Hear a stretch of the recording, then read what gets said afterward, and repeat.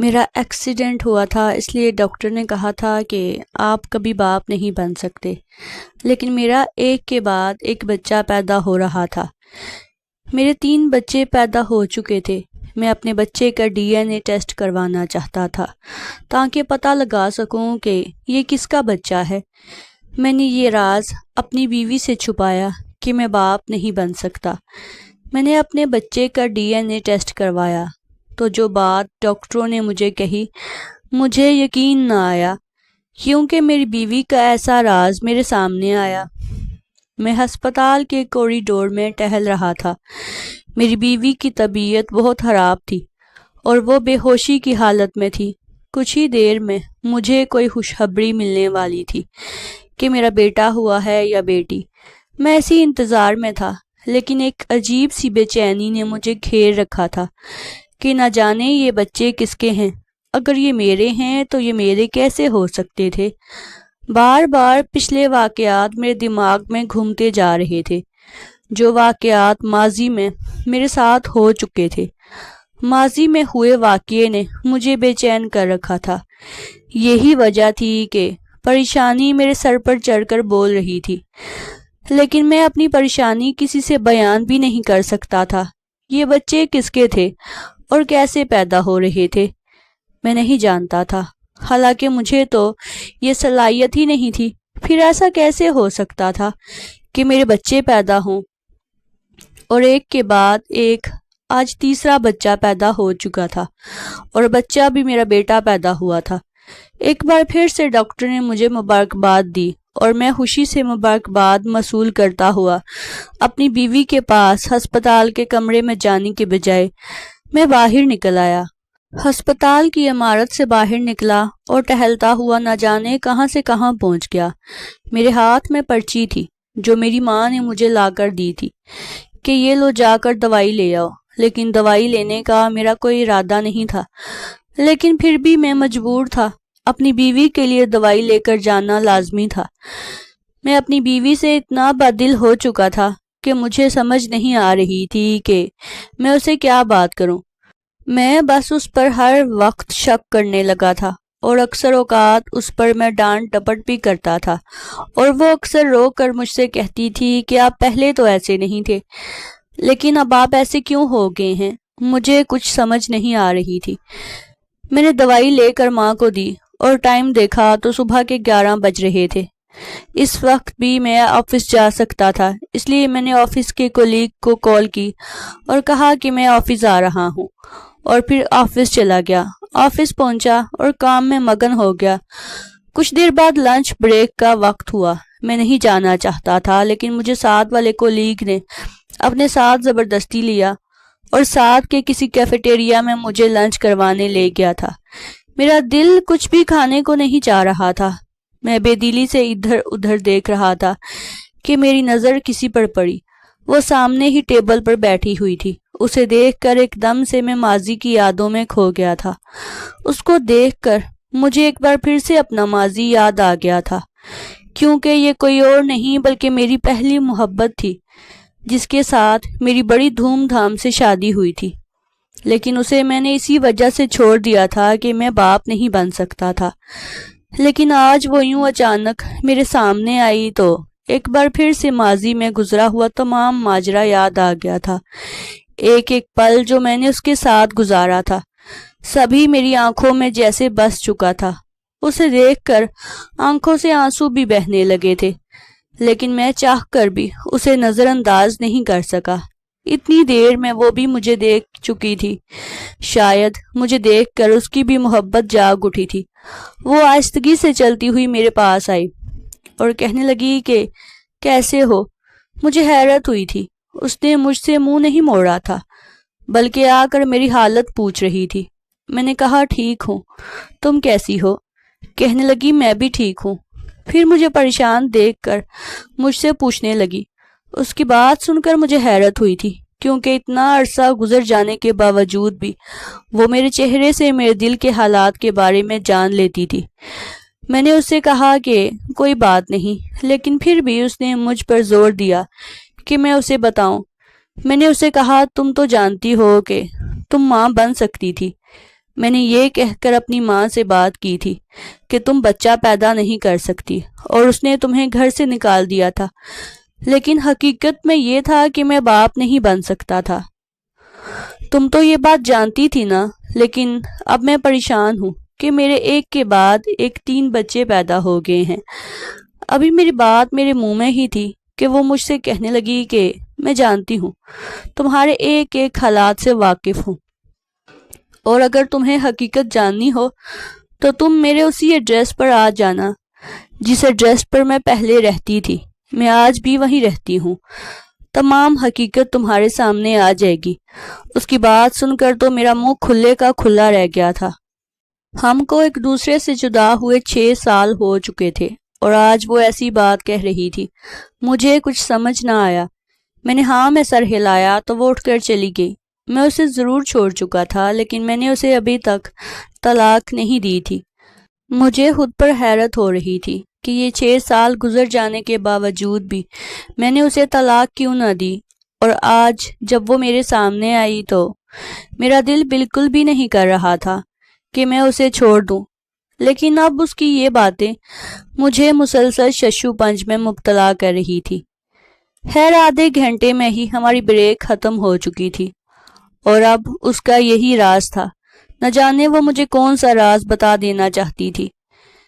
میری پریشانی کی گٹھری وہیں سے سلجھتی جہاں سے اس نے مجھے کہا تھا، جہاں سے وہ مجھے الجھا رہی تھی۔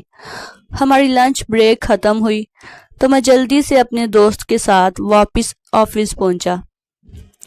اب 2 بجے سے شام 7 بجے کا وقت میں نے کس عذاب میں گزارا تھا، یہ صرف اور صرف میں ہی جانتا تھا۔ بار بار میرے دماغ میں زنیرہ کی وہی باتیں چل رہی تھی جو اس نے مجھے لنچ ٹائم میں آ کر کہی تھی کہ اگر تمہیں اس چیز کے بارے میں جاننا ہو تو تم میرے گھر پر آ جانا۔ میں نے جلدی سے اپنا کام ختم کیا اور ٹھیک 7 بجے میں اپنے گھر کے بجائے میں نے اپنی بائک کو زنیرہ کے گھر کی طرف موڑ دیا۔ جو ہی میں اس کی کالونی میں پہنچا اور میں اس کے گھر تک پہنچا، سامنے کا منظر دیکھ کر میرے پیروں تلے سے زمین نکل گئی تھی۔ زنیرہ سے مجھے بے حد محبت تھی۔ وہ میری پھپھو کی بیٹی تھی، یہی وجہ تھی کہ مجھے اس سے بے حد محبت تھی، لیکن امی میری شادی میری خالہ کی بیٹی سے کروانا چاہتی تھی۔ لیکن میں نے سارے گھر والوں اور تمام خاندان والوں سے لڑ کر اپنی پھپھو کی بیٹی زنیرہ سے شادی کی تھی۔ پھپھا تو بہت جلد اس دنیا سے رخصت ہو گئے تھے۔ اس کے بعد پھپھو نے ہی خود محنت کر کے زنیرہ کو پالا تھا۔ زنیرہ ایک پڑھی لکھی سلجھی ہوئی لڑکی تھی، یہی وجہ تھی کہ وہ مجھے بے حد پسند تھی، اور جب میں نے اسے اپنی پسندیدگی کا اظہار کیا تو مزے کی بات یہ ہوئی کہ اس نے بھی میرے سامنے اپنی پسندیدگی کا اظہار کر دیا تھا، اور پھر اس کے بعد مجھ پر یہ فرض ہو گیا تھا کہ میں اپنی امی کو اس کے گھر رشتہ لینے کے لیے بھیجوں۔ میں نے دن رات امی کی منتیں کی اور آخر کار میری امی اس رشتے کے لیے مان گئی، کیونکہ میں نے امی کو کئی بار یہ بھی دھمکی دی تھی کہ یا تو میں خود کو مار ڈالوں گا یا پھر یہ گھر چھوڑ کر چلا جاؤں گا۔ امی کے لیے دونوں چیزیں منظور کرنا نہایت ہی مشکل تھا۔ آخر کار وہ میری خواہش کے آگے ہار مان گئی اور میرا رشتہ لے کر پھپھو کے ہاں چلی گئی۔ امی کی بے حد کوشش تھی کہ وہ پھپھو کو اس رشتے سے بدظن کر سکے، لیکن پھپھو خود اسی انتظار میں بیٹھی تھی کہ میرا رشتہ جائے اور وہ ہاں کر دے۔ چنانچہ ہاں ہو گئی اور چٹ منگنی اور پٹ بیاہ والا سین ہوا۔ ہماری شادی کے 1 ہی ماہ بعد پھپھو اس دنیا سے رخصت ہو گئی اور اب زنیرہ کے مائکے میں کوئی بھی نہ بچا تھا۔ زنیرہ کا جو گھر تھا وہ بھی کرائے پر تھا۔ یہی وجہ تھی کہ اس کی امی جیسے ہی اس دنیا سے رخصت ہوئی، مالک مکان نے وہ گھر واپس لے لیا۔ اب زنیرہ اپنے گھر بھی نہیں جا سکتی تھی جہاں اس کی ماں کی یادیں ہوتی۔ وہ اکثر اپنی ماں کی یاد میں بے تحاشا روتی تھی اور میں اسے سنبھالے رکھتا تھا، لیکن ماں کے چلے جانے کا غم کیا ہوتا ہے یہ میں سمجھ سکتا تھا، اور میں چاہتا تھا کہ وہ اپنی زندگی کی طرف لوٹے، لیکن میں نے اس کا اتنا ساتھ دیا کہ وہ اپنی زندگی کی طرف واپس لوٹ آئی تھی۔ ہم دونوں کی زندگی بڑی خوشی سے گزر رہی تھی، لیکن نہ جانے امی کو کیا سوجی تھی کہ وہ ہر چھوٹی سے چھوٹی بات میں زنیرہ کو گھسیٹ لاتی اور جتنا ممکن ہو سکتا اس کی تذلیل کر دیتی۔ میں بھی اپنی ماں کے سامنے ایک لفظ نہیں بول پاتا تھا کیونکہ میری ماں بلڈ پریشر کی مریضہ تھی۔ اگر میں کچھ بول دیتا تو ان کا بی پی ہائی ہو جاتا اور پھر ان کی حالت بگڑتی چلی جاتی۔ ان کی حالت بگڑتی دیکھ کر مجھے خود پر بے تحاشا غصہ آتا۔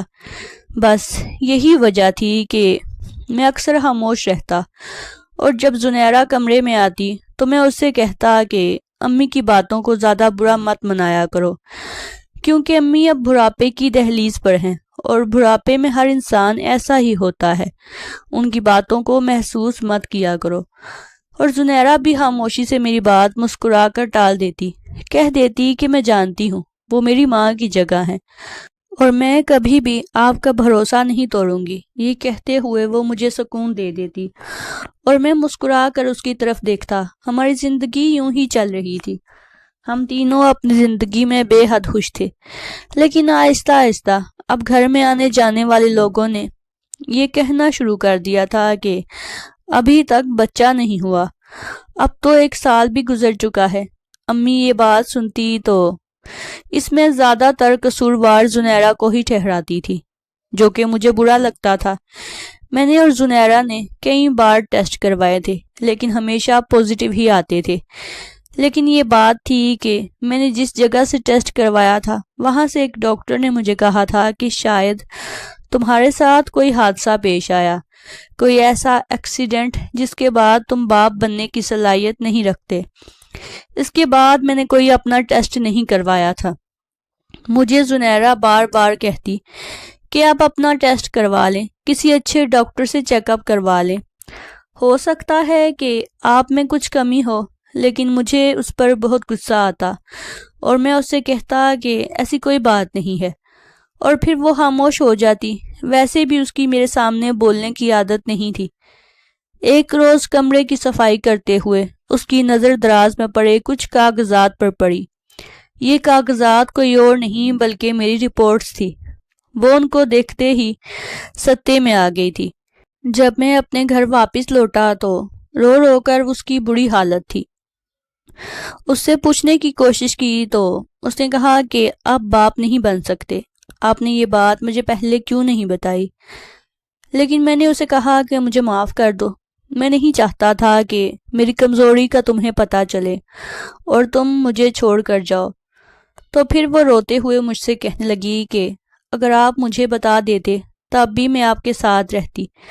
میں آپ سے بے حد محبت کرتی ہوں، اور محبت کا مطلب یہ نہیں ہوتا کہ اگر دوسرے پر کوئی حرف آئے تو انسان اسے چھوڑ ہی دے۔ ہماری زندگی میں کچھ ایسا نہیں ہے۔ میں آپ کے ساتھ ہمیشہ رہوں گی۔ اگر آپ کے ساتھ کوئی بھی مسئلے ہیں میں آپ کے ساتھ تعاون کروں گی۔ اس نے مجھ سے روتے ہوئے کہا تھا تو مجھے اس سے مزید گہری محبت ہوتی ہوئی محسوس ہوئی۔ میں نے اپنی آنکھیں صاف کی اور پھر اسے سینے سے لگا لیا۔ ہماری محبت واقعہ ہی میں سچی تھی اور یہ واضح ہو رہا تھا۔ اس نے میری حامی دیکھ کر بھی میرے ساتھ رہنے کو فوقیت دی تھی۔ وہ کافی دیر میرے سینے پر سر رکھے روتی رہی اور پھر اس کے بعد ہماری زندگی معمول پر آ گئی تھی، لیکن میری ماں نے اب اس کا جینا حرام کر رکھا تھا۔ جو بھی ہمارے گھر میں کوئی مہمان آتے میری امی ان سے کہتی کہ میری بہو بانجھ ہے اور اسی وجہ سے بچہ نہیں ہو پا رہا۔ یہ بات زنیرہ کو بہت تکلیف دیتی تھی۔ میں تو گھر پہ نہ ہوتا لیکن گھر پہ وہ ہوتی تھی اور وہ یہ سب کچھ برداشت کیے رکھتی تھی صرف اور صرف میری خاطر۔ وہ اکثر مجھ سے اس چیز کے بارے میں بات بھی کرتی تھی کہ آپ اپنی امی سے بات کریں اور انہیں سمجھائیں کہ ایسا کچھ نہیں ہے، یہ تو اللہ کی دین ہے، جب اللہ تعالیٰ منظور کرے گا تو پھر دے دے گا۔ بھلے ہی آپ انہیں اپنی سچویشن نہ بتائیں لیکن انہیں میری کنڈیشن کے بارے میں بتا دیں، یہ تو اللہ تعالیٰ کے کام ہوتے ہیں۔ وہ رو کر مجھ سے کہتی تو میں اسے تسلی دیتا اور اسے کہتا کہ زنیرہ تم پریشان مت ہو، میں اپنی امی سے بات کر لوں گا۔ لیکن امی کے سامنے بات کرنے کی میری ہمت نہ ہوتی۔ اس طرح زندگی کی دوڑ آگے چلنے لگی اور آہستہ آہستہ زندگی گزرنے لگی۔ دیکھتے ہی دیکھتے 4 سال گزر گئے تھے. ہماری شادی کو 4 سال گزر گئے تھے اور ابھی تک ہماری کوئی اولاد نہ ہوئی تھی. اب تو امی کی آنکھیں بھی انتظار کرتے کرتے تھک گئی تھی. وہ کہتی تھی تیری بیوی بانجھ ہے، میں تجھے بتا رہی ہوں اور تو ہے کہ سمجھنے کی کوشش ہی نہیں کر رہا. میں تیری شادی کسی دوسری لڑکی سے کروا دوں گی جو اتنی اچھی ہوگی کہ تجھے بیٹا بھی دے گی اور تیری زندگی بھی بدل جائے گی. تو میری بات مان لے، اس بانجھ عورت کو چھوڑ دے، مجھے ویسے ہی یہ اچھی نہیں لگتی. امی کی یہ بات سن کر میں سر سے پیر تک لرز جاتا. زنیرہ کو چھوڑنے کا خیال ہی مجھے تڑپا دیتا تھا. میں اسے چھوڑ دیتا تو نہ جانے مجھ پر کیا گزرتی. اس لیے میں نے امی سے کہہ دیا کہ امی، میں اسے نہیں چھوڑ سکتا، یہ تو اللہ تعالیٰ کی دین ہوتی ہے، اس میں میرا اور آپ کا کوئی عمل دخل نہیں بنتا، اس لیے آپ میری بیوی کو اس طرح سے ملامت مت کیا کریں. لیکن میری اس بات پر امی بگڑ گئی تھی. میری زندگی جو سکون سے چل رہی تھی اب اس میں بے سکونی آہستہ آہستہ داخل ہونے لگی تھی. میں تو صرف رات کے وقت ہی گھر آتا تھا، باقی سارا دن گھر سے باہر رہتا تھا. اپنے آفس میں ہی سارا دن خود کو تھکان کیے رکھتا تھا. لیکن جیسے ہی گھر آتا ان دونوں کی چک چک شروع ہو جاتی. میں اگر بیوی سے کہتا تو وہ کہتی کہ اپنی ماں کو سمجھاؤ، اور اگر امی سے بات کرتا تو وہ کہتی کہ اپنی بیوی کو سمجھاؤ. ایک بچہ پیدا کر ہی لو نا، تم لوگوں سے ایک بچہ پیدا نہیں کیا جا رہا. بے شک میرے بیٹے میں کوئی کمی نہیں ہے، لیکن اس ڈائن میں ضرور کوئی کمی ہے جس کی وجہ سے اب 5 سال ہونے کو ہیں کہ تم ابھی تک باپ نہیں بن سکے.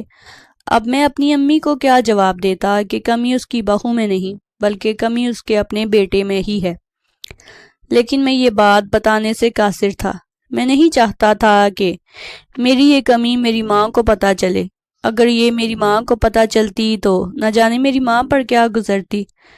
خیر یوں ہی دن گزرنے لگے اور ایک دن ہمارے قریبی رشتہ داروں کی دعوت ہمارے گھر پر رکھی گئی تھی.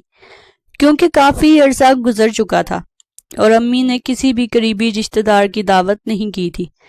ویسے تو ہمارا یہی ہمیشہ کا معمول ہوا کرتا تھا کہ ایک ماہ میں ہمارے گھر میں عزیز و اقارب کی دعوتیں ہوا کرتی تھی، لیکن اب تو کافی عرصہ بیت چکا تھا، ہم نے کسی کی دعوت نہیں کی تھی.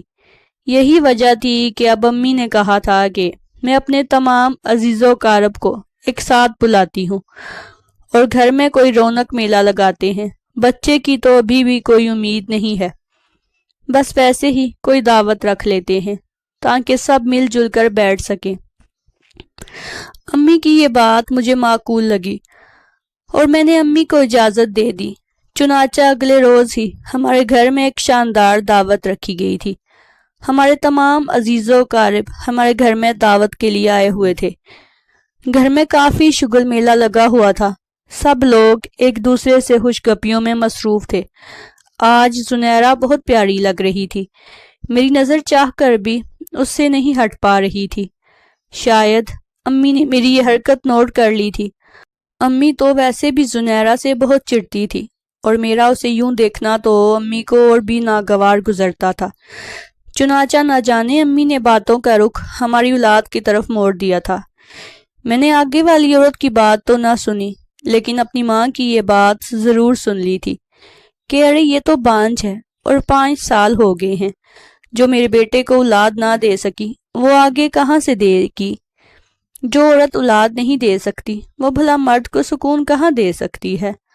مردوں کو ہمیشہ بچوں والی عورتیں ہی سکون دیا کرتی ہیں.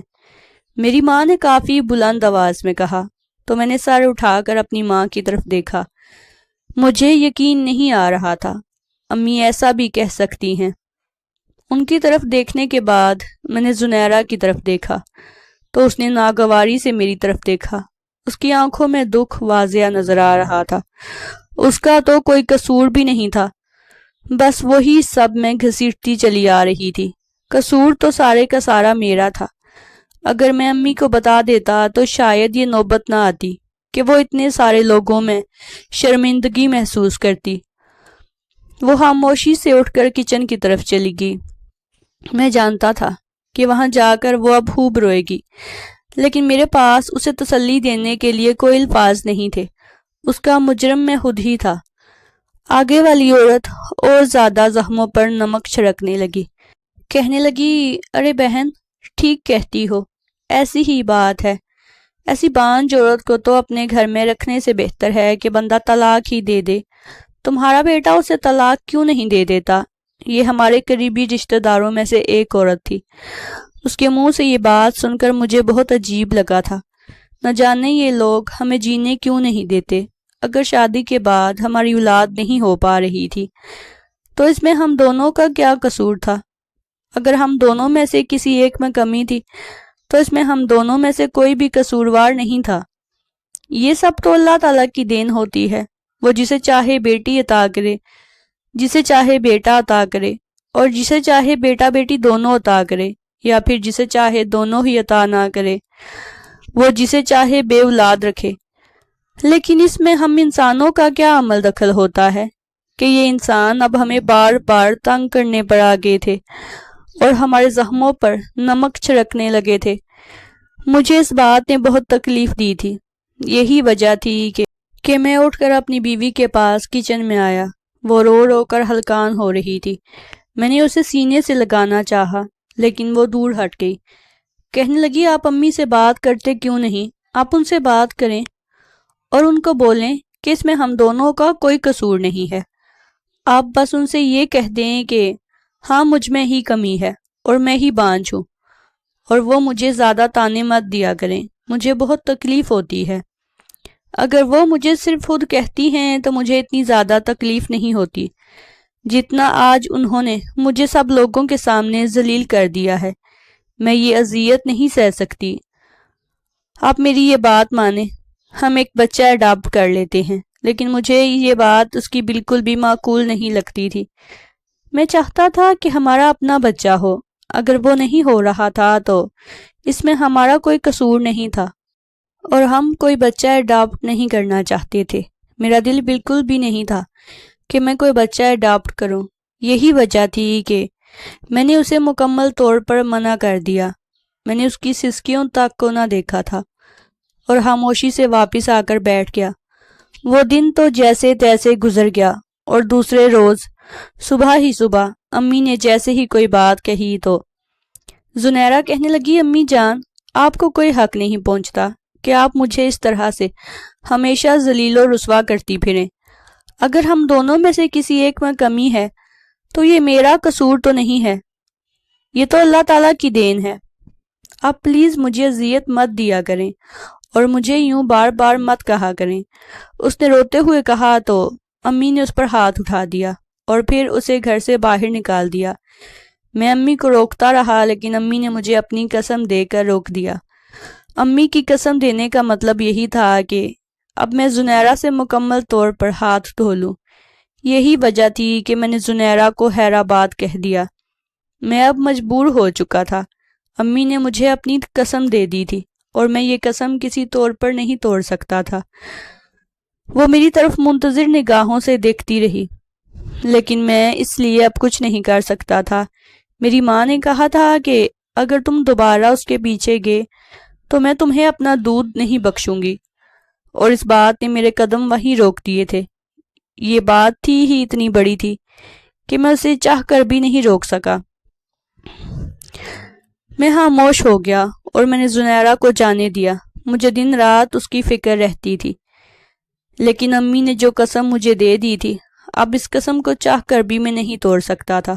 امی کا کہنا تھا کہ اگر اب تم نے اسے واپس لانے کی کوشش کی یا پھر تم اس کے پیچھے گئے تو میں تمہیں کبھی بھی معاف نہیں کروں گی، تم میرا مرا منہ دیکھو گے۔ امی کی یہ باتیں میں ہرگز بھی نہیں بھلا سکتا تھا۔ میں اسے روکنے کی کوشش تو کی لیکن میں اسے روک نہیں پایا تھا، کیونکہ یہ میری ماں کی ہدایت تھی کہ اگر میں نے اسے روک لیا تو وہ مجھے معاف نہیں کریں گی، اور نہ جانے اس نے کیا کیا باتیں کہی تھی۔ میں انہیں دہرانا بھی نہیں چاہتا تھا۔ خیر، اس وقت تو میں نے یہی کہا تھا کہ میں ایک ماہ کے بعد اسے واپس لے آؤں گا، لیکن ایک ماہ کے بعد بھی وہی حالات رہے۔ امی بالکل بھی زنیرہ کو گھر لانے کے لیے تیار نہ تھی۔ یہی وجہ تھی کہ انہوں نے جلد از جلد میرا رشتہ ڈھونڈنا شروع کر دیا، اور انہوں نے رشتہ ڈھونڈ بھی لیا تھا، کیونکہ ان کی نظر میں کوئی اور نہیں بلکہ اپنی بھانجی ہی تھی، جسے وہ میرے لیے پہلے ہی پسند کر چکی تھی۔ لیکن میں نے اس لڑکی سے شادی نہ کی تھی، اور اب ایک بار پھر سے وہی لڑکی میری زندگی میں آ گئی تھی۔ میں شادی سے لاکھ انکار کرتا رہا، لیکن میری ماں نے میری ایک نہ سنی اور میری دوسری شادی کروا کے ہی چھوڑی تھی، اور جلد ہی میری خالہ کی بیٹی کنزا میری دلہن بن کر میرے کمرے میں آ گئی تھی۔ میرا وہ کمرہ جہاں صرف میں اور زنیرہ رہا کرتے تھے، اب وہاں پر کسی اور وجود نے اپنی جگہ سنبھال لی تھی، اور میں کوشش کے باوجود بھی اسے وہ مقام نہیں دے پا رہا تھا جو میں نے زنیرہ کو دیا تھا۔ یہ بات سچ تھی کہ میں نے زنیرہ سے پہلی اور آخری محبت کی تھی، اور اس محبت میں کوئی بھی شریک نہیں تھا، نہ ہی میں اس محبت میں کسی اور کو شریک کرنا چاہتا تھا۔ میں نے شادی کی پہلی رات ہی کنزا کو یہ بات بتا دی تھی، لیکن اس نے مجھ سے کہا کہ میں آپ سے وعدہ کرتی ہوں کہ میں کبھی بھی آپ کے اور زنیرہ کے درمیان نہیں آؤں گی۔ میرے لیے بس یہی بہتر ہے کہ آپ مجھے میرا مقام دیں۔ اس کی جگہ میں بالکل نہیں لے سکتی، لیکن میری بھی ایک الگ جگہ ہوگی، اور اس کی یہ بات درست ثابت ہوئی۔ شادی کے کچھ ہی عرصے بعد مجھے خبر سننے کو ملی، اور وہ خبر یہ تھی کہ میں باپ بننے والا ہوں۔ اس چیز نے تو میرے سر پر بم ہی پھوڑ دیا تھا۔ مجھے یوں لگا جیسے میرے پیروں تلے سے زمین نکل گئی ہے۔ نہ تو میرے پیروں تلے زمین ہے اور نہ ہی میرے سر پر آسمان ہے۔ میں نے اپنی اس بیوی پر بھی اندھا اعتماد کیا تھا، لیکن اب یہ ماں بننے والی تھی، تو یہ بچہ کس کا تھا؟ اس بات نے مجھے دن رات پریشان کیے رکھا تھا۔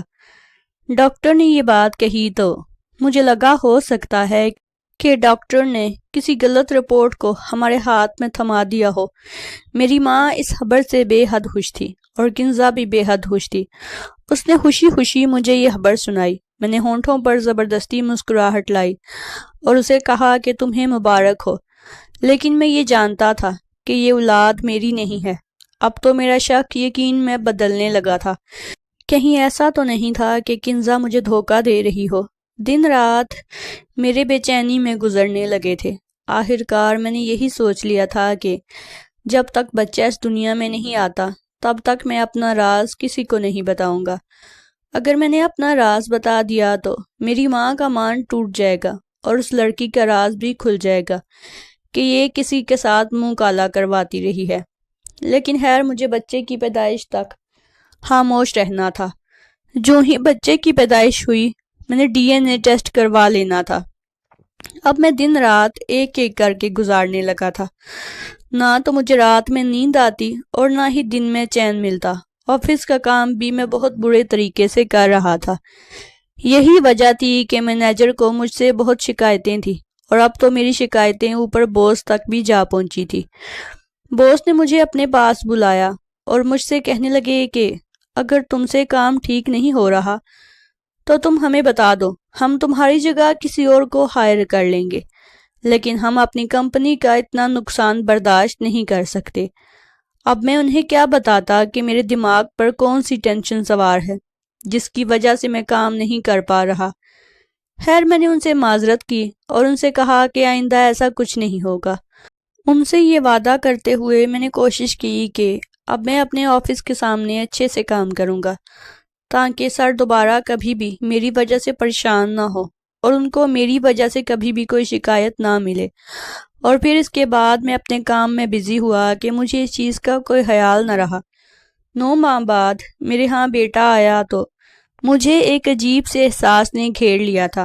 یقیناً اس دنیا کا سب سے حسین ترین احساس وہی تھا، باپ بننے کا احساس، اور آج میں باپ بن چکا تھا۔ بھلے ہی اس بچے کا باپ جو بھی تھا، لیکن اب مجھے یہ محسوس ہو رہا تھا کہ اس بچے کا باپ میں ہوں۔ میں نے کافی دیر یہی سوچتے ہوئے لگا دی کہ میں اس بچے کا DNA ٹیسٹ کرواؤں یا نہ کرواؤں۔ اگر میں DNA ٹیسٹ کرواؤں گا تو پھر یہ بچہ کسی اور کا آئے گا، اور جب میں یہ بات بتاؤں گا تو پھر یہ سب لوگ مجھ سے اس بارے میں ثبوت مانگیں گے۔ کیونکہ یہ تو میری بیوی ہی تھی اور مجھ سے شادی کرنے کے بعد ہی اس کے ہاں بچہ ہوا تھا۔ پھر مجھے اپنا راز سب کے سامنے کھول دینا پڑے گا، اور میں اپنی وجہ سے کافی خوفزدہ تھا۔ نہ جانے اس کے بعد کوئی مجھ پر یقین کرتا یا نہ کرتا، میرے ساتھ کیا ہوتا اور کیا نہیں، اس چیز نے مجھے خاموش رہنے پر مجبور کر دیا تھا۔ اسی لیے میں ایک بار پھر سے پیچھے ہٹ گیا۔ میں نے سوچا میرے اپنے بچے تو ہو نہیں پا رہے، یہ میری بیوی کی طرف سے ملے ہوئے بچے میرے لیے فائدہ مند ثابت ہو جائیں گے۔ میری ماں کو قرار بھی آتا رہے گا، ورنہ میری ماں بوڑھی ہو چکی تھی، اور اگر میں نے اسے یہ بات بتائی کہ اس کا بیٹا باپ نہیں بن سکتا تو نہ جانے اس پر کیا قیامت ٹوٹے گی۔ یہی وجہ تھی کہ میں نے خاموشی اختیار کر لی، اور پھر میں نے سوچا کہ کچھ عرصہ گزر جانے کے بعد ہی میں خود اس بچے کا DNA ٹیسٹ کرواؤں گا، اور خاموشی سے مکمل رازداری سے ہی میں اس بات کی تہ تک پہنچوں گا کہ یہ بچہ کس کا تھا۔ لیکن پھر بھی مجھے چین نہ آیا۔ جہاں پر میرا بچہ پیدا ہوا، میں نے اسی ہسپتال کے ایک ڈاکٹر سے بات کی، تو ڈاکٹر نے کہا کہ یہ بچہ آپ کا ہی ہے، آپ ایسا نہ سوچیں۔ میرے دل میں اب ایک عجیب سی بے چینی تھی کہ ایسا کیسے ممکن ہو سکتا ہے۔ سمجھ نہیں آ رہی تھی کہ کیا کروں، میں تو باپ نہیں بن سکتا تھا، اور یہ بات مجھے 6 سال پہلے ڈاکٹر نے ہی بتائی تھی۔ اس بات کو سوچتے ہوئے میں نے خاموشی اختیار کی، اور پھر میں خاموشی سے اٹھ کر ایک بار پھر سے اپنی بیوی کے پاس آ گیا۔ میں نے اپنے چہرے پر مصنوعی مسکراہٹ لائی اور خود کو مطمئن کیا۔ اس بات کو ایک بار پھر سے خاموشی سے اپنے دل میں دفن کر دیا، اور اپنی زندگی کے یہ ایام کاٹنے لگا۔ کنزا میری بیوی تھی، اور پورے حق سے وہ میری زندگی میں شامل ہوئی تھی۔ اب اس کو کوئی حق نہیں پہنچتا تھا کہ وہ میرے ساتھ ایسا کرے، وہ میری امانت میں خیانت کرے۔ دن رات میں اسی سوچ میں گرفتار رہتا کہ یہ بچہ کس کا تھا۔ کنزا مجھ سے تو اس طریقے سے بات کرتی تھی جیسے وہ صرف اور صرف میری ہی ہو، لیکن وہ میری پیٹھ پیچھے کیا کرتی تھی؟ یہ سب کچھ جاننے کے لیے میں نے آفس سے چھٹی لے لی اور مکمل طور پر 10 دن میں اپنے گھر میں ہی رہا، لیکن میں نے اس میں ایسی ویسی کوئی بات نہیں دیکھی تھی۔ اب تو میں مزید ششو پنج میں مبتلا ہو گیا تھا۔ مجھے سمجھ نہیں آ رہی تھی کہ میں کیا کروں اور کیا نہیں۔ خیر، میں نے اس ساری بات کو اللہ تعالیٰ پر چھوڑا اور خاموشی سے ایک بار پھر سے آفس جوائن کر لیا۔ اب آہستہ آہستہ زندگی دوبارہ معمول پر آنے لگی، اور میں اپنے آفس کے کام میں مشغول ہو گیا۔ اب میں نے اپنی بیوی کے ساتھ بھی اپنا رویہ بالکل ٹھیک کر لیا، کیونکہ میں نہیں چاہتا تھا کہ کسی بھی طریقے سے اسے یہ محسوس ہو کہ مجھ میں کوئی کمی ہے، اور اس کا راز میرے ہاتھ میں آ چکا ہے۔ میں ابھی تک یہی سمجھ رہا تھا کہ وہ کسی اور کے ساتھ گل کھلا رہی ہے، لیکن میں چاہ کر بھی اس کی ایک غلطی کسی کو نہیں بتا سکتا تھا، نہ ہی اسے چھوڑ سکتا تھا۔ یوں دنیا کے سامنے میں اسے بلا وجہ ہی طلاق دیتا تو یہ معیوب بات ہوتی، اور سب کے سامنے میں ہی غلط ہو جاتا، اور اگر میں اپنا راز بتا دیتا تو میری ماں تو جیتے جی مر جاتی۔ مجھے اپنی ماں کا بھرم رکھنا تھا، اس لیے میں خاموش ہو گیا۔ خیر، اسی اسنا میں 2 سال مزید گزر گئے، اور ایک بار پھر سے میری گود میں ایک دوسرا بچہ آ گیا، لیکن مجھے ان بچوں سے کوئی بھی لگاؤ نہیں تھا۔ میں ان بچوں کو نہ تو گود میں اٹھاتا اور نہ ہی ان سے پیار کرتا، اور نہ ہی اب اپنی بیوی سے پہلے کی طرح بات کرتا تھا۔ مجھے بات بات پر اپنی وہی بیوی زنیرہ یاد آتی تھی، کیونکہ وہ جیسی بھی تھی اس نے ہمیشہ میرے ساتھ مخلص زندگی گزاری تھی۔ وہ میرے ساتھ 5 سال رہی تھی۔ ان 5 سالوں میں اس نے کبھی بھی کسی اور مرد کی طرف نہیں دیکھا تھا۔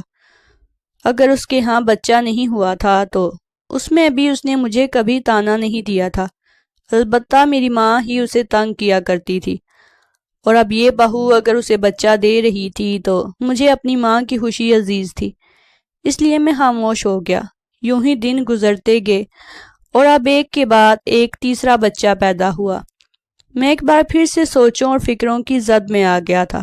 میں غیرت مند انسان تھا، اسی لیے اپنی بیوی کی بے وفائی بالکل اچھی نہیں لگ رہی تھی۔ اس بار میں نے نہ تو اپنے تیسرے بچے کو دیکھا اور نہ ہی اپنی بیوی سے بات کی۔ اب میں اپنے آفس کے کام میں ہی مگن رہنے لگا کہ اچانک ہی اس روز میرے سامنے زنیرہ آ گئی اور اس نے مجھے یوں پریشان دیکھ کر وجہ پوچھی، اور وجہ جان لینے کے بعد اس نے مجھ سے کہا کہ اگر تم حقیقت جاننا چاہتے ہو تو آج میرے اسی ایڈریس پر آ جانا جس میں پہلے رہا کرتی تھی۔ میں اب بھی وہیں رہ رہی ہوں۔ اس کا مطلب یہ تھا کہ وہ اپنے پرانے گھر میں آ چکی تھی، لیکن اس کی بات نے اب مجھے چونکا دیا تھا۔ نہ جانے ایسا کون سا راز تھا جو وہ مجھے بتانا چاہ رہی تھی۔ اس نے مجھ سے کہا تھا کہ تمہیں یہ راز جاننا ہے تو تم کسی روز میرے پاس آ جانا، تمہارے سامنے تمام حقیقت کھل جائے گی۔ اس کا مطلب یہی تھا کہ وہ کچھ نہ کچھ میرے بارے میں یا پھر کنزا کے بارے میں جانتی تھی۔ ہو سکتا تھا کہ وہ کنزا کے بارے میں کوئی ایسی اصلیت جانتی تھی جو میری آنکھوں کے سامنے نہیں آ رہی تھی۔ اس لیے میں اس کی بات پر بے چین ہو گیا تھا۔ ایک تو اسے اتنے سالوں بعد دیکھ کر میرے دل میں ایک بار پھر سے اس کی محبت جاگ اٹھی تھی۔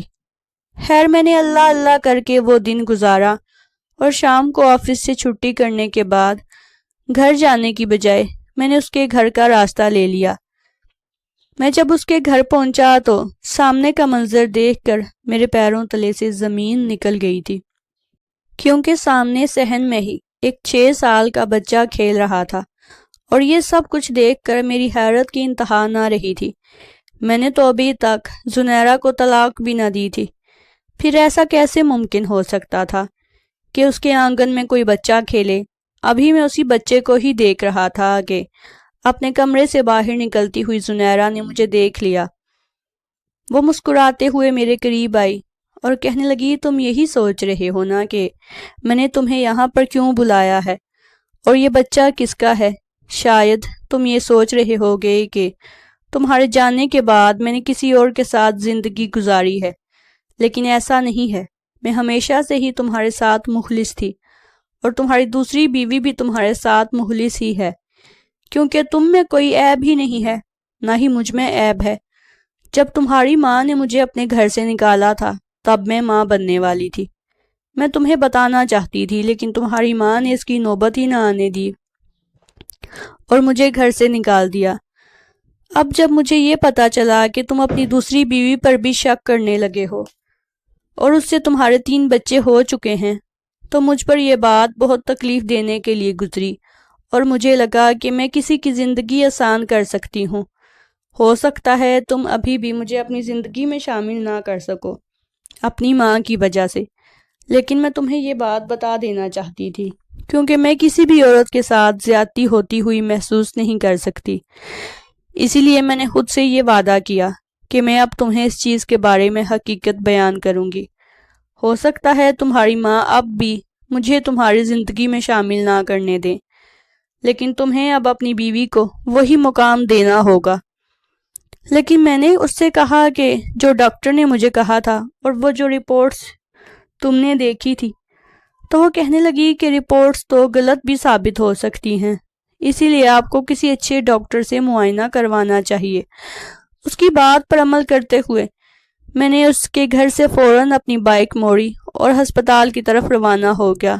میں نے وہاں پر اپنا ٹیسٹ کروایا تو ٹیسٹ میں بالکل صحت مند ہی آیا، مجھ میں کوئی کمی نہیں تھی۔ میں نے ڈاکٹر سے اس بارے میں بات کی تو ڈاکٹر نے مجھے سمجھایا۔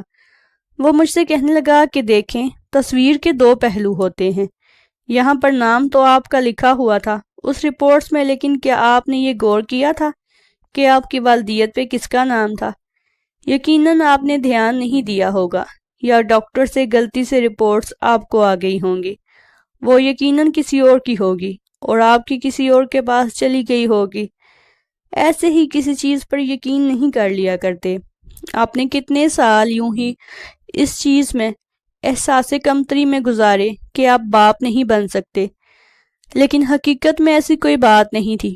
جو ایکسیڈنٹ آپ کا ہوا تھا وہ معمولی سا ایکسیڈنٹ تھا، اس میں ایسی کوئی بھی بیماری نہیں لگتی۔ اس لیے اب آپ کو چاہیے کہ آپ اپنی زندگی ایک بار پھر سے ٹھیک کریں اور خوشی سے جئیں۔ آپ کے جو بچے ہیں وہ آپ کے اپنے ہی بچے ہیں، وہ کسی اور کے نہیں ہیں۔ ڈاکٹر نے میری تسلی کی تو میں نے خدا کا شکر ادا کیا اور اپنے گھر کی طرف مڑ گیا۔ لیکن اپنے گھر کی طرف مڑنے سے پہلے میں نے ایک کام کیا تھا۔ میں نے زنیرہ سے معافی مانگی اور زنیرہ کو ایک بار پھر سے گھر لے آیا۔ امی نے اس بات پر بہت وویلا مچایا، لیکن میں نے انہیں اپنے بارے میں ساری حقیقت بتا دی، اور میں نے انہیں کہا کہ اس کے پاس جو بچہ ہے وہ میرا پہلا بچہ ہے، اور میں اب اس سے ہرگز بھی دور نہیں رکھوں گا۔ مجھ میں ہی کمی تھی جس کی اتنی بڑی سزا میری بیوی زنیرہ کو ملی۔ اب میں اسے مزید خود سے جدا نہیں کر سکتا۔ میری اس مجبوری کو میری بیوی کنزا بھی سمجھ گئی تھی۔ میری دونوں بیویاں ماشاءاللہ سے بہت ہی فرما بردار ثابت ہوئیں اور ایک دوسرے کے ساتھ بڑی خوش اخلاقی سے رہتی ہیں۔ خدا کا شکر ادا کرتا ہوں کہ میری زندگی ایک بار پھر سے معمول پر آ گئی، ورنہ اگر مجھے اس بارے میں پتہ نہ چلتا اور مجھے زنیرہ نہ ملتی تو نہ جانے میں ساری عمر اپنی بیوی کنزا کے ساتھ صحیح طریقے سے نہ رہ پاتا اور اسے ہمیشہ ہی غلط سمجھتا رہتا۔ میری آپ سب لوگوں سے گزارش ہے کہ یوں ہی معمولی سی بات پر آپ بھی کبھی احساس کمتری کا شکار مت ہوا کریں، بلکہ ہر چیز کے بارے میں پہلے سے یہ جانچ لیا کریں، ورنہ آپ کا حال بالکل میری طرح ہوگا، اور شاید پھر آپ بھی اتنا ہی عرصہ اپنے قریبی رشتہ داروں سے دور رہیں گے، اپنے دل کے رشتوں سے دور رہیں گے، جس طرح میں اپنی محبت اپنی پہلی بیوی زنیرہ سے دور رہا تھا۔ خدا را اپنے فیصلے وقت پر اور بہترین کیجیے تاکہ آپ کو بعد میں پچھتانا نہ پڑے۔ ناظرین، اگر آپ کو ہماری کہانی اچھی لگی ہے تو ہماری ویڈیو کو زیادہ سے زیادہ لائک کر دیں، شیئر کر دیں، اور مزید اس طرح کی سبق آموز کہانیاں سننے کے لیے ہمارے چینل کو سبسکرائب کر دیں اینڈ بیل کا جو آئیکن ہے اس کو پریس کر دیں تاکہ آپ کو ہماری ہر کہانی کا نوٹیفیکیشن مل سکے۔